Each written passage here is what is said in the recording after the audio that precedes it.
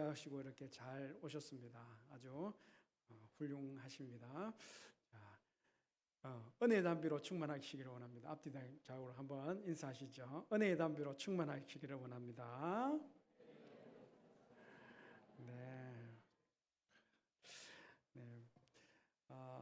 2018년에 방영됐던 미스터 선샤인이라는 드라마가 있습니다. 혹시 보셨습니까? 저는 못 봤습니다. 유튜브에 간혹 이렇게 짤이 이렇게 떠가지고 간혹 드문드문 봤는데 이병헌 씨와 그 김태리 씨가 주연이었던 것 같고요.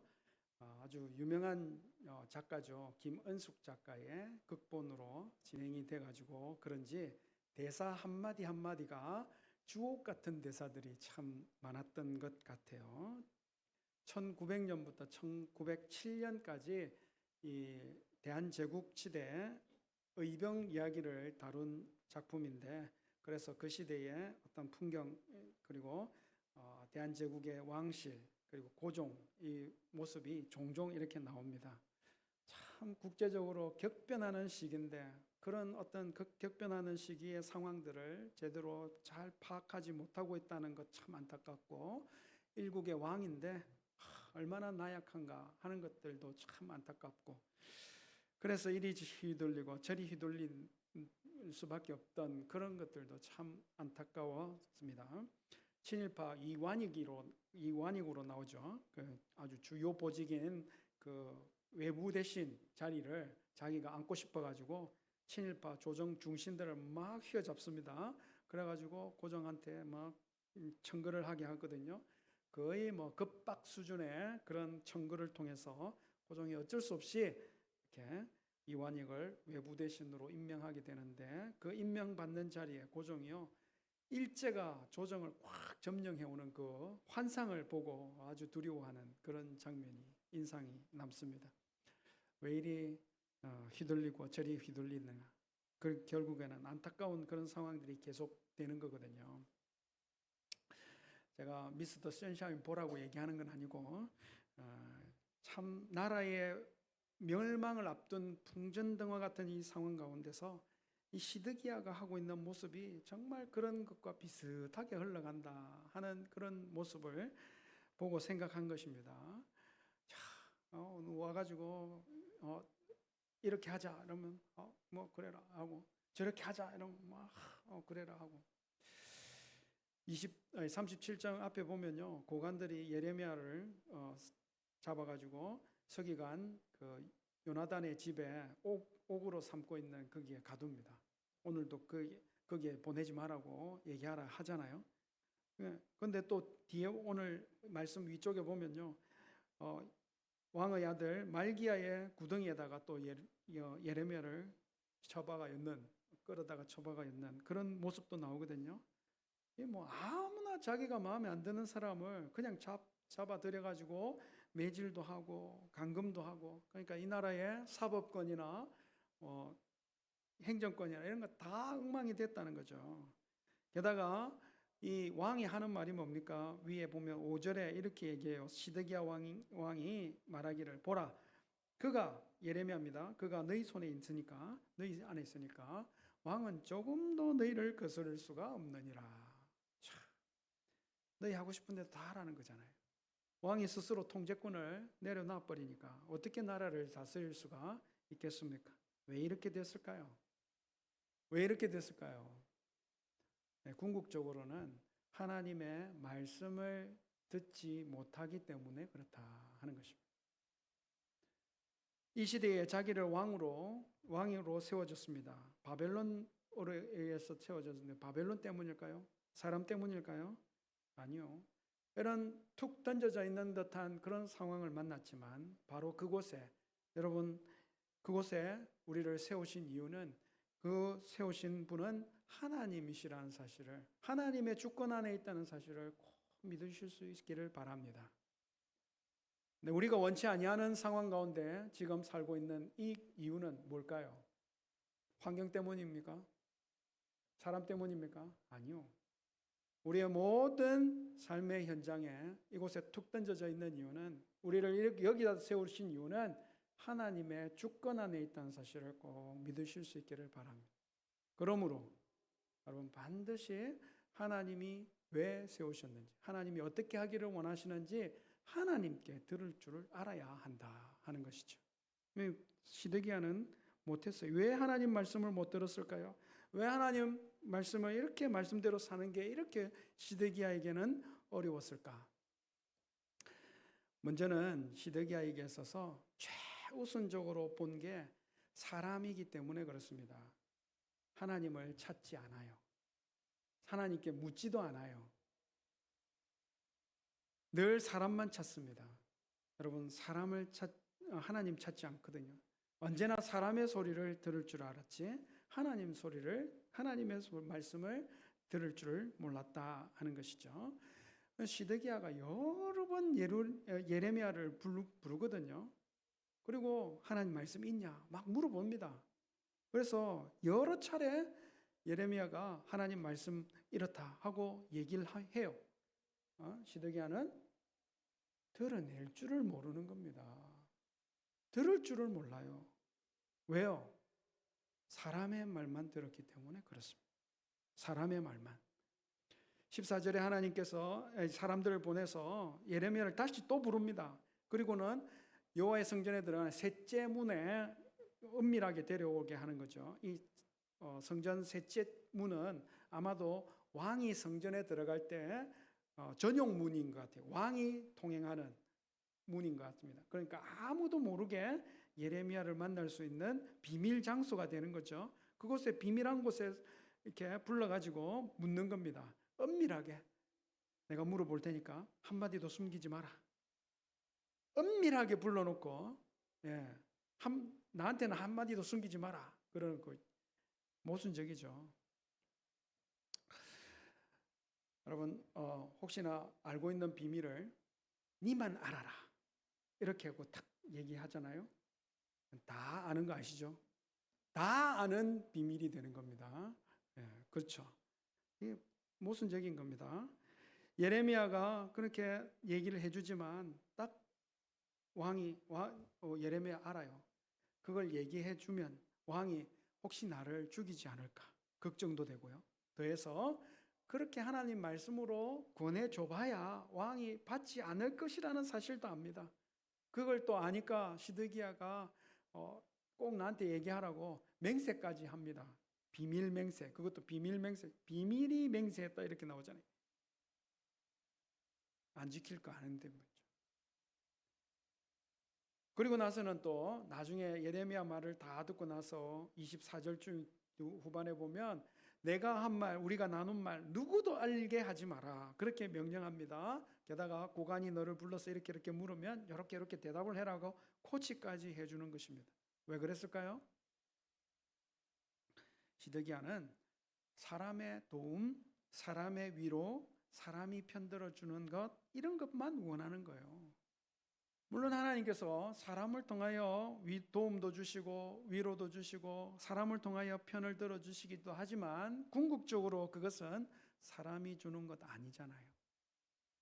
하나님이 주신다는 사실을 알았어야만 하는 겁니다. 그러나 보이는 게 사람이 준다고 해서 사람을 찾으면 어리석은 거죠. 예레미야에게로부터 계속 말씀을 들으면서도 말씀으로 권하는 바는 행치 않고 받아들이지 않는 이유가 도대체 뭐냐 이거죠. 사람을 찾기 때문에 그런 것입니다. 사람 소리만 들어서 그런 거죠.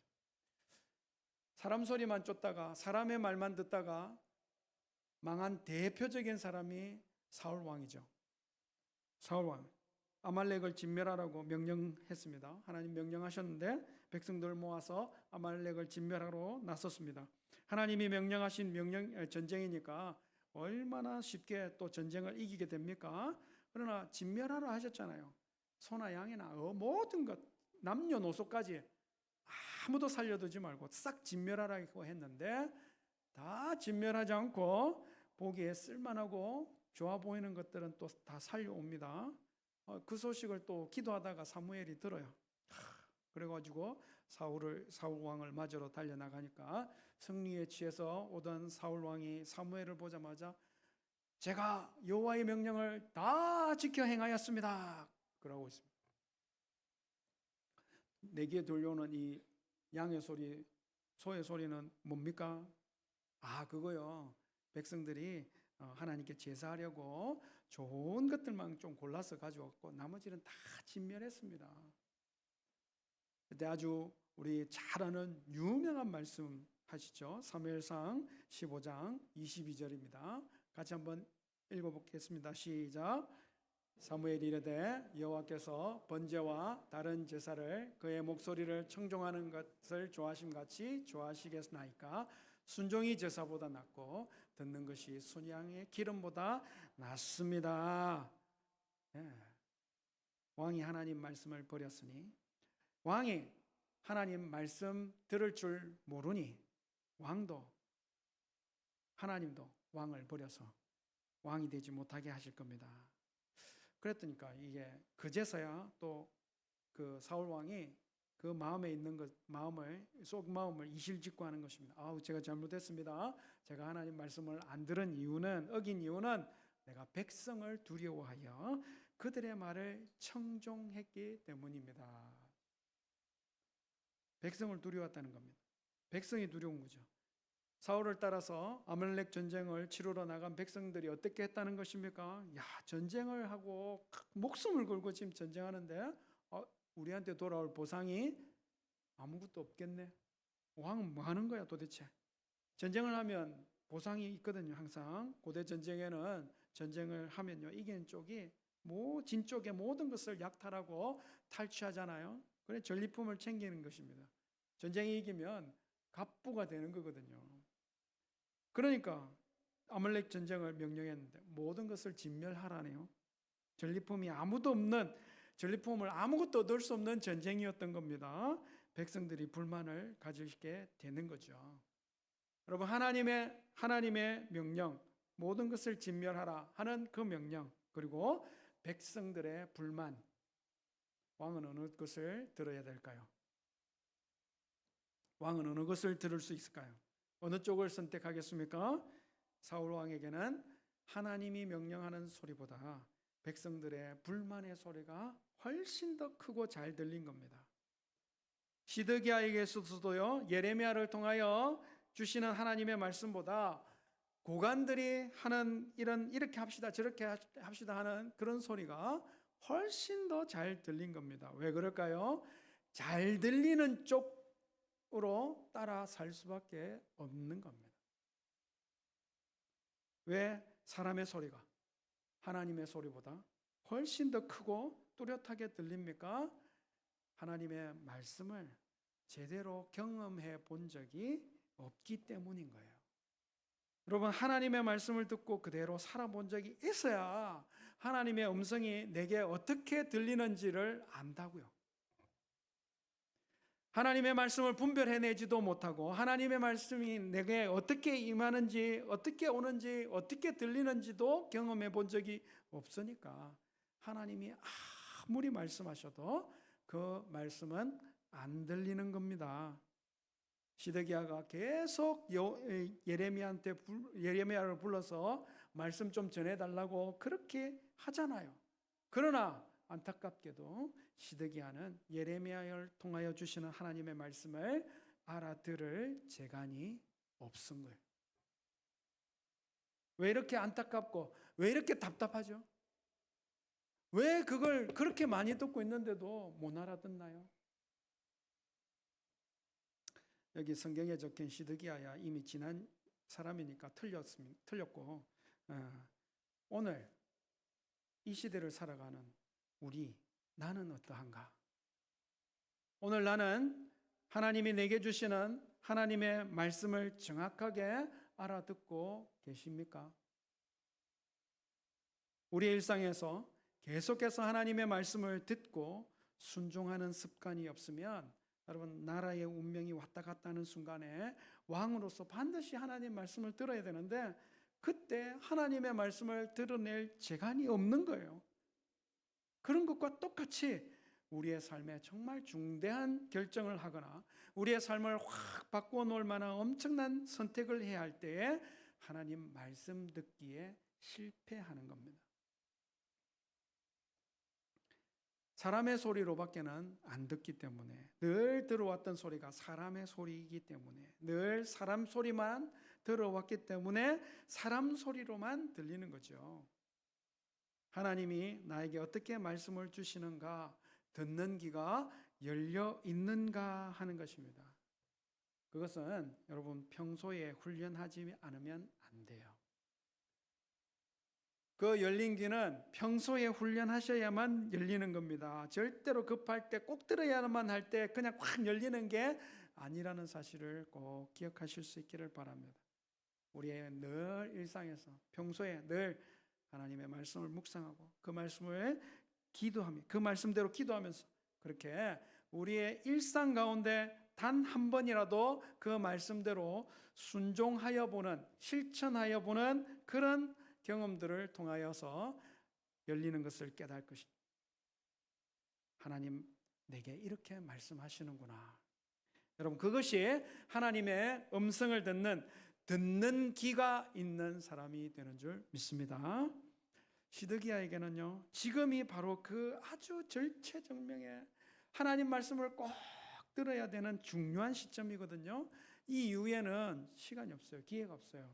바로 당장 39장 1, 2절에 보면요, 예루살렘은 정복당하고 남유다는 멸망합니다.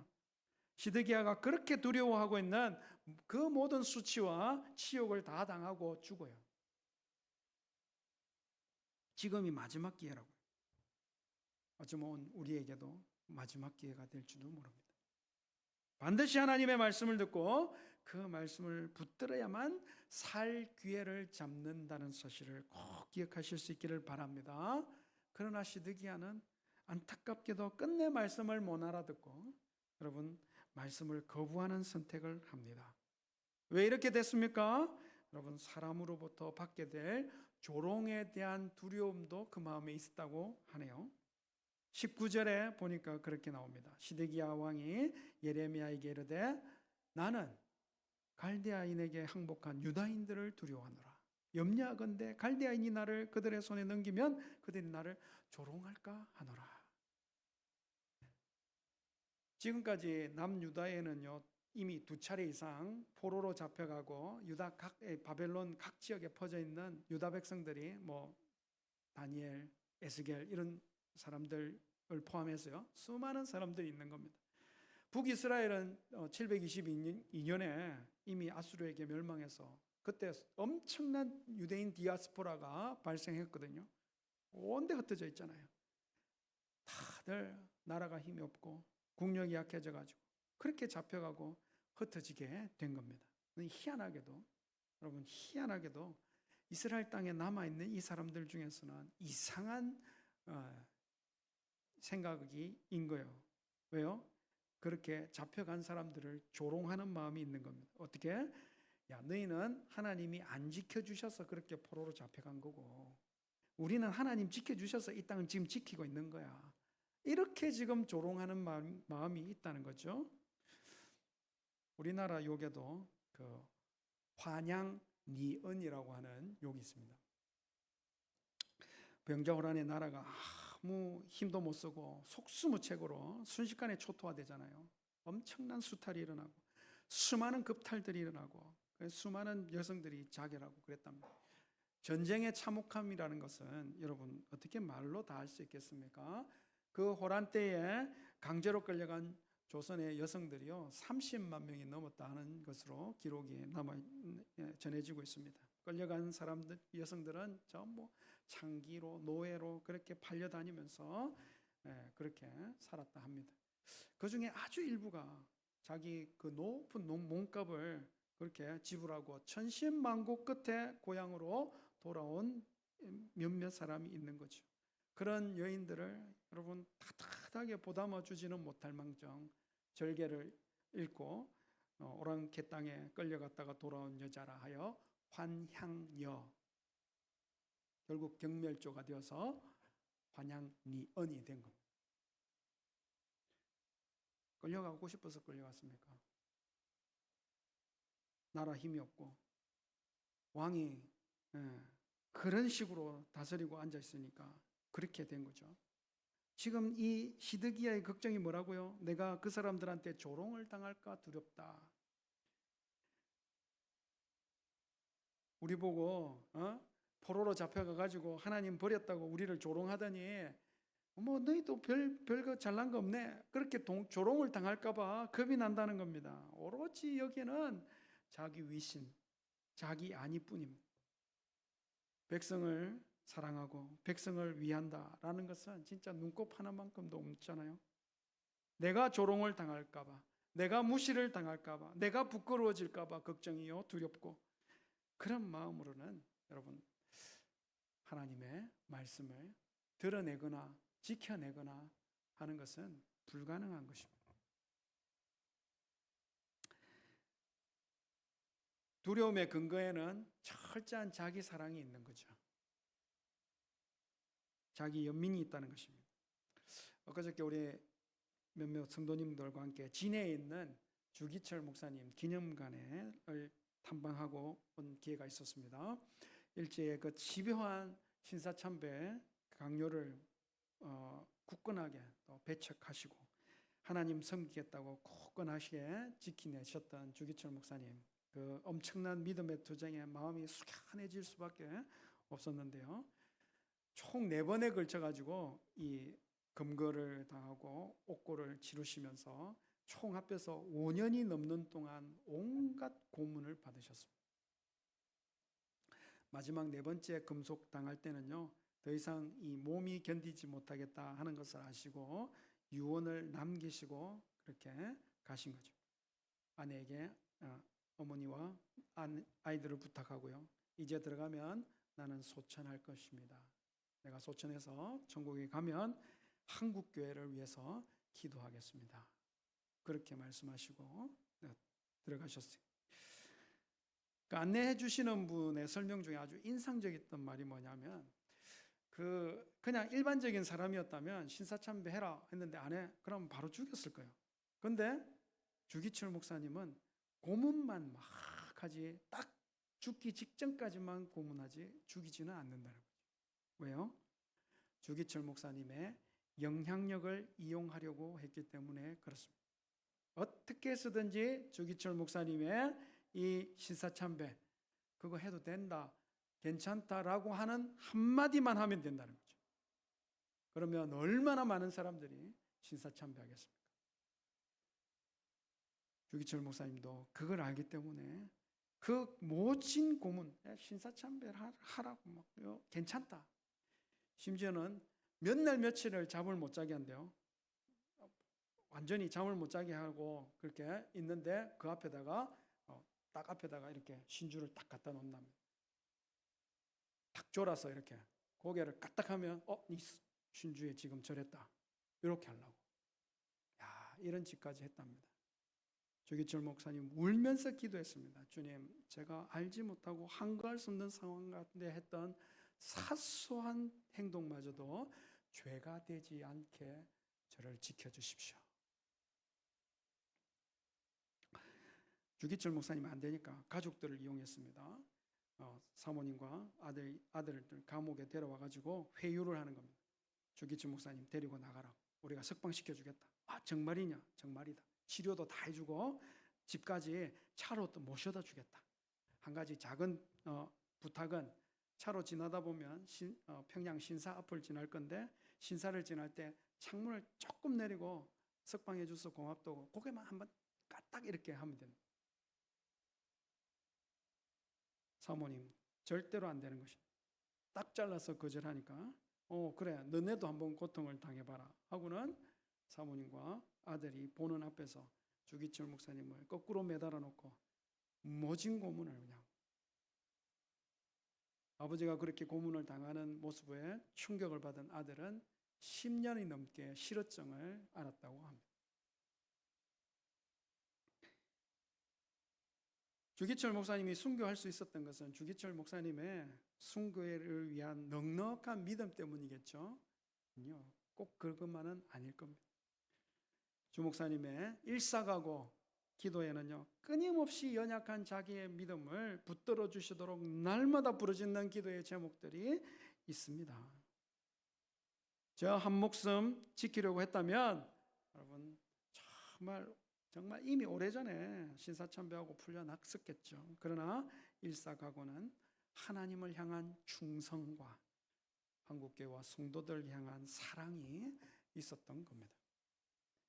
마치 인류의 죄를 지기 위하여 십자가 앞에 선 예수님께서 자기의 뜻이 아니라 아버지의 뜻대로 되기를 간구하며 땀이 피가 되도록 기도해야만 하셨던 것과 똑같은 거죠. 히브리서에 보니까 이렇게 표현합니다. 히브리서 5장 7절에서 9절. 그는 육체에 계실 때에 자기를 죽음에서 능히 구원하시리 이에게 심한 통곡과 눈물로 간구와 손을 올렸고 그의 경건하심으로 말미암아 들으심을 얻었느니라. 그가 아들이시면서도 받으신 고난으로 순종함을 배워 온전하게 되셨도다. 왜 그렇게 하나님의 말씀을 계속 듣고 자주 듣고 그런데도 불구하고 우리는 하나님의 말씀을 따르지 못할까?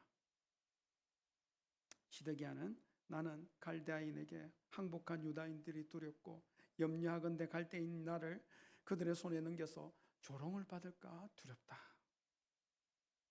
나는 두렵고 나는 염려하고 나는 넘어질까 싶고 나는 조롱당하고 싶고 여러분 그런 마음으로는 하나님의 말씀을 드러낼 가능성은 제로입니다.